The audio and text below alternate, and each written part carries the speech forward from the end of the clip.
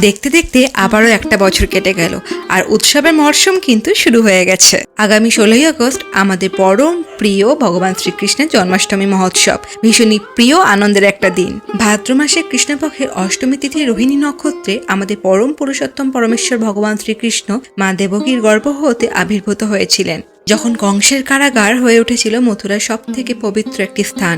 অসুর বিনাশ করে দুষ্টের দমন এবং সৃষ্টের পালন হেতু ধর্মকে রক্ষা করে পুনরায় ধর্ম সংস্থাপনের জন্য, তার প্রিয় ভক্তদেরকে রক্ষা করার জন্য, পরিত্রাণের জন্য, ভগবত প্রেম প্রদান করার জন্য তিনি এই দিব্যলীলাটি রচনা করেছিলেন। এই জন্মাষ্টমী উৎসব কিন্তু অত্যন্ত প্রেমময় মধুর একটি উৎসব। আমাদের নিজেদের জন্মদিনই আমাদের প্রত্যেকের কাছে এতটাই প্রিয়, তো সেখানে আমাদের পরম আরাধ্যের জন্মদিন, সেটি তো অবশ্যই বিশেষ একটি তিথি, বিশেষ একটি দিন। জন্মদিনের সাথে উপহার এই শব্দটা এমনই ওতপ্রোতভাবে জড়িত যে জন্মদিনে যেমন উপহার পেতেও ভালো লাগে, তেমনি কারো জন্মদিন শুনলে উপহার দিতেও মন চায়, উপহার দিতেও ভালো লাগে। কিন্তু ভগবানকে তার জন্মদিনে কি বা উপহার দেওয়া যেতে পারে, যিনি এই সম্পূর্ণ সৃষ্টির মালিক, প্রত্যেকটা জিনিসে যার অস্তিত্ব, তাকে উপহার হিসেবে দেওয়ার মতো আমাদের কি বা আছে? শুধুমাত্র শুদ্ধ প্রেম, ভগবত ভক্তি আর ভালোবাসা ছাড়া। কিন্তু তাই বা আমাদের সাধ্য কই? যে ভক্তি পূজা অর্চনা আমরা করি সেটুকুই বা পরিশুদ্ধ কই? যাই হোক, জন্মাষ্টমী উপলক্ষে কিন্তু শ্রীকৃষ্ণের জন্য বানিয়ে নিয়েছিলাম এই পাগড়িটা। এই পাগড়িটাকে এবারে একটু হেভি লুক দেওয়ার চেষ্টা করছি, যাতে পাগড়িটাকে দেখে অনেকটা গর্জিয়াস মনে হয়। এটা তৈরির জন্য বেস হিসেবে আমি একটা নরম কার্ডবোর্ড নিয়ে নিয়েছিলাম, যেটাকে সহজেই ফোল্ড করা যায়। এরপর পাগড়ি তৈরি করার জন্য যে সফট নেটের ওড়নাগুলো আমি ব্যবহার করি, সেরকমই একটা হলুদ কালার নিয়ে নিয়েছি। ভালো করে কার্ডবোর্ডটাকে গ্লুর সাহায্যে এখানে কিন্তু ফোল্ড করে করে কভার করে নিয়েছি। এখানে ডেকোরেশনটা করার জন্য বেসিক পার্টে প্রথমের দিকে আমি কিন্তু এই ওড়নাগুলোকেই ব্যবহার করেছি, যেগুলোকে একটু ফোল্ড করে পেঁচিয়ে নিয়েছিলাম। আবার কোনোটাকে 2-3টে কালার নিয়ে বিনুনির মতো করে এখানে কিন্তু অ্যাটাচ করেছি। হলুদ কালারের সাথে একটা কমলা আর একটা গোলাপি কালার নিয়ে কিন্তু আমি এখানে দেখো এই বিনুনিটাকে তৈরি করেছি। এবার এটাকে সুন্দর করে সাজিয়ে নেওয়ার পালা। ভবিষ্যতের পুরাণে উল্লেখ রয়েছে জন্মাষ্টমী ব্রত পালনের নীরব শান্তি প্রসিদ্ধি লাভ হয় এবং সকল মনোবাসনা পূর্ণ হয়। ভগবান ভক্তের সকল পূর্ব জন্মার্জিত পাপ হরণ করে নেন এবং সর্বসিদ্ধি প্রদান করেন। ভক্তের সকল পাপ দোষ অপরাধকে হরণ করে নেন বলে তিনি কিন্তু ভগবান শ্রীহরি। প্রথমে একটা গোলাপি কালারের এরকম লেস নিয়ে নিয়েছিলাম, যেটাকে ঠিক এরকম নিচ বরাবর সাইড থেকে এগুলোকে অ্যাটাচ করছি।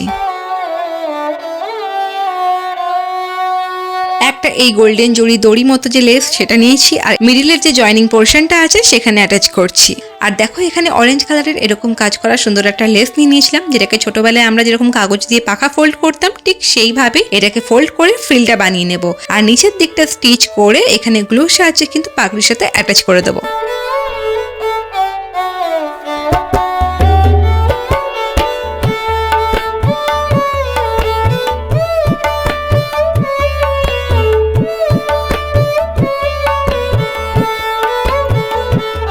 এরপর ডেকোরেশনের জন্য যেগুলো আমি ব্যবহার করি, জুয়েলারি কিছু র মেটেরিয়াল, এখানে একটা লাটকান রয়েছে, কিছু স্টোন রয়েছে, বাস এইগুলোই, পার্ল, স্টোন, কাটিং মিরর, এগুলো দিয়ে কিন্তু এই পাখিটাকে সুন্দর করে সাজাতে শুরু করব। এখানে এই যে রাউন্ড জড়িগুলো দেখছো, এগুলোকেও কিন্তু আমি ফ্রিল হিসেবে ইউজ করি, কিছুই না। এই রাউন্ড জড়িগুলোকে মিডল থেকে ফোল্ড করে দিই আর তারপর এটা দেখতে ফ্রিলের মতো হয়ে যায়। সাইডে এগুলোকে অ্যাটাচ করে দিই।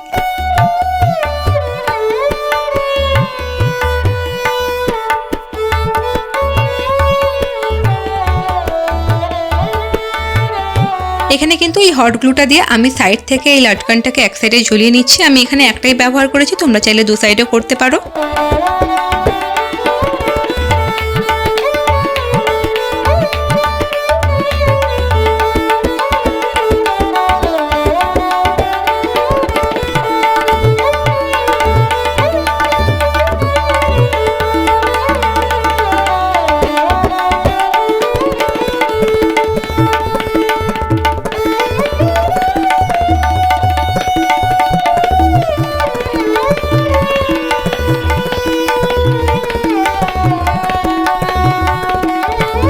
এখানে দেখো হলুদ রিবনের কিন্তু রেডিমেড আমার কাছে কিছু গোলাপ ছিল, যেগুলোকে এখানে সাইড বরাবর আমি লাগিয়ে নিচ্ছি।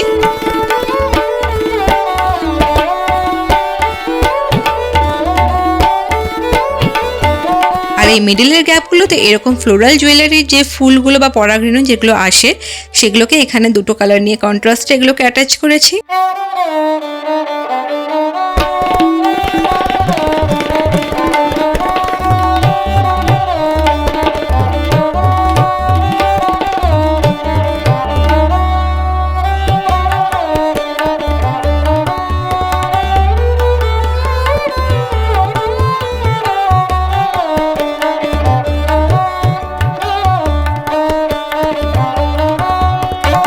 নিয়েছিলাম কিছু বেলকুড়ি, যেগুলোকেও কিন্তু এখানে প্রয়োজন মতো মিডলে লাগিয়ে নিচ্ছি।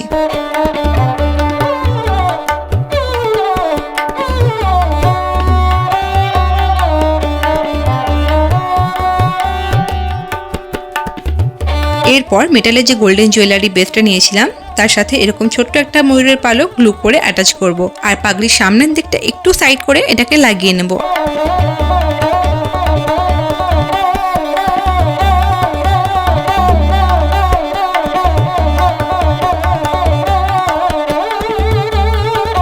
আর এটাকে হেভি দেখানোর জন্য এর উপর ছোট ছোট কিছু স্টোন অ্যাড করব, আর সাইড থেকে কুন্দনের বিটস, পাল, স্টোন এগুলোকে অ্যাটাচ করতে থাকবো।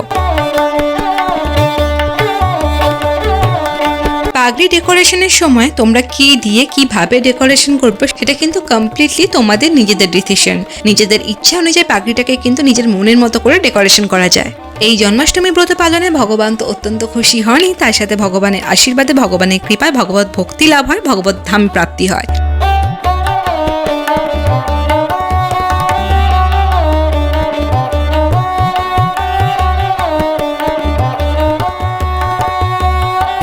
এইদিকে ময়ূরের পালকটাকে আরেকটু সাজিয়ে নিচ্ছি।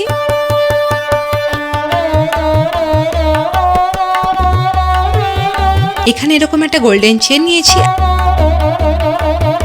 আর দেখো এই পাকড়ির নিচে যেখানটা জায়গা রয়েছে এখানে কিন্তু এটাকে অ্যাটাচ করব, আর এই চেনটাকে একটু ঝুলিয়ে এখানে অ্যাটাচ করব যাতে দেখতে আরো বেশি ভালো লাগে। গ্লু দিয়ে যে জায়গাগুলোতে অ্যাটাচ করা হচ্ছে সেই জায়গাতে চাইলে তোমরা বিভিন্ন রকমের স্টোন অ্যাটাচ করতেই পারো, এতে করে কিন্তু জয়েন্টের পোর্শনগুলো ভিজিবল হয় না, আর তার সাথে পাগড়িটা দেখতেও আরো সুন্দর লাগে।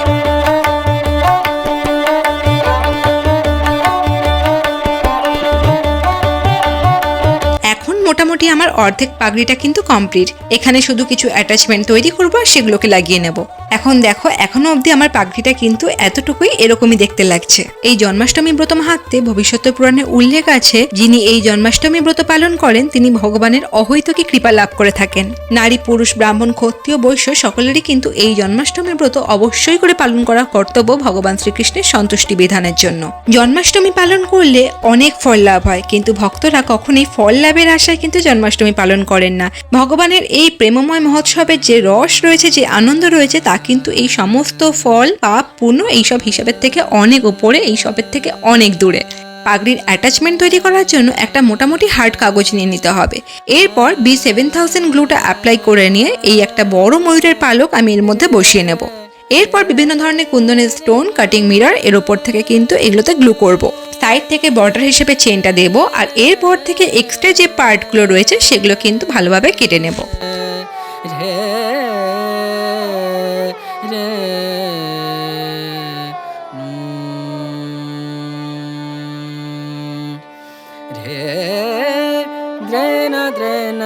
আর নিচের দিকে আমি অল্প করে জায়গা ছেড়ে দিয়েছি যেখানে আমি তারটাকে অ্যাটাচ করব। চলো এই স্টেপটা তোমরা দেখতে থাকো যে এটাকে আমি কি করে বানাচ্ছি। এটা তৈরি হয়ে যাওয়ার পর, গ্লুগুলো শুকিয়ে যাওয়ার পর কিন্তু এটা যথেষ্ট হার্ড হয়ে যাবে, তাই এটা কিন্তু খুব ভালোভাবে স্টে করবে।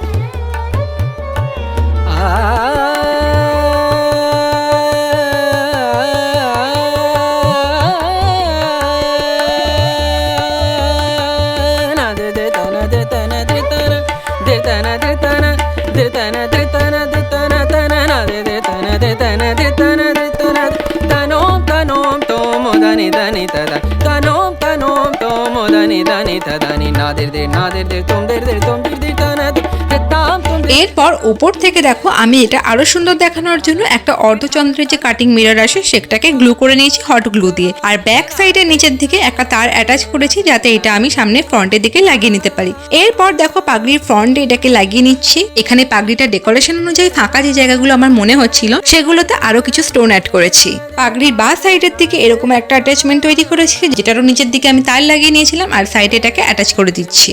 পীত বস্ত্র বা হলুদ কালার কিন্তু শ্রীকৃষ্ণের ভীষণই প্রিয় একটি কালার।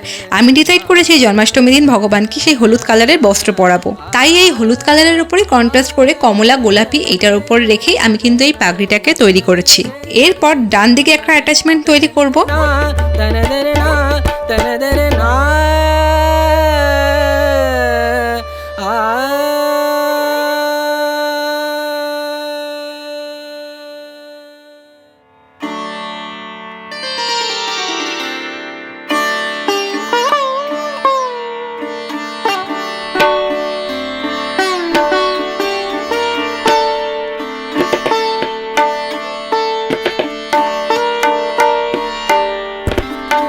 ডান দিকের জন্য যে অ্যাটাচমেন্টটা তৈরি করব সেটা করে নেওয়া যাক। একটা বাকরাম পেপার নিয়েছি, যার ওপরে এরকম 7000 গ্লুটাকে অ্যাপ্লাই করছি, আর এরপর কিছু কুন্দনের স্টোন, কাটিং মিরর এগুলোকে লাগিয়ে একটা শেপ দিতে থাকবো।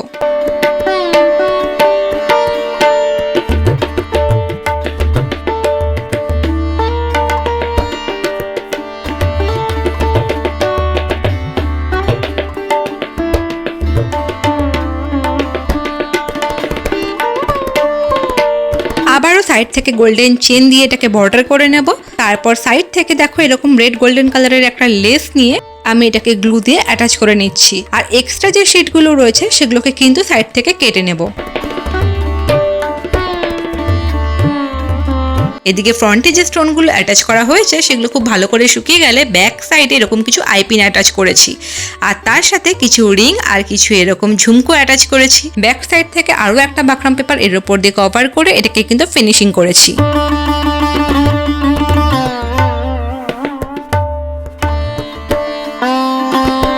নিচের দিকে আর একটা তার অ্যাটাচ করে দেখো আমার এই অ্যাটাচমেন্টটা কিন্তু রেডি, আর এটাকে পাগড়ির সাথে অ্যাটাচ করছি। চলো এরপর দেখো এই পাগড়ির পুরো ফাইনাল লুকটা।